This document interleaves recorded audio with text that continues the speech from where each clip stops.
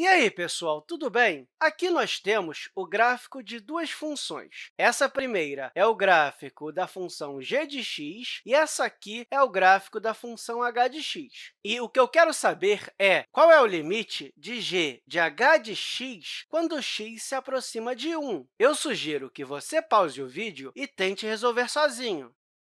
Vamos lá, então. A primeira coisa que você provavelmente tentou fazer foi calcular o limite de h de x quando x tende a 1, correto? E quando você se aproxima de 1 pela esquerda, parece que a função está se aproximando de 2. E quando se aproxima pela direita, parece que a função também está se aproximando de 2. Então, o limite de h de x quando x tende a 1 é igual a 2, correto? E se você tem o limite de h de x, basta substituir aqui para calcular o limite de g, correto? Mas note que g de 2 é igual a zero, e nesse ponto, o limite não está definido. Isso porque, quando você se aproxima do 2 pela direita, a função vai se aproximando de zero, e quando se aproxima pela esquerda, a função vai se aproximando do menos 2. Por isso, talvez o limite não exista. O que você pode calcular são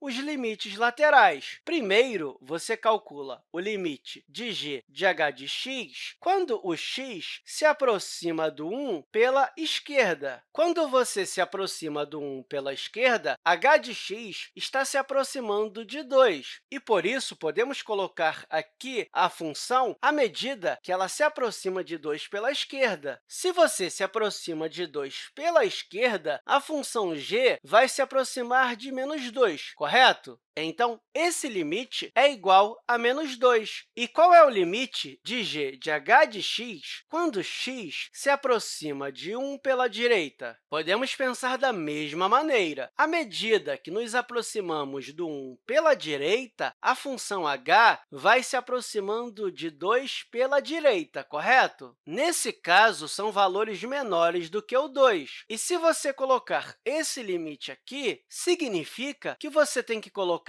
valores menores do que o 2 na função. E valores menores do que o 2 estão, de novo, nessa vizinhança. E quando você está colocando na função valores menores do que o 2, ela está se aproximando cada vez mais de menos 2. Portanto, esse limite também vai ser igual a menos 2. E esse é um caso interessante, porque mesmo que o limite de g de 2 não exista, por causa do comportamento dessa função, os limites laterais são iguais. E, por causa disso, o limite da nossa função também vai ser igual a menos 2. E eu espero que essa aula tenha te ajudado e até a próxima, pessoal!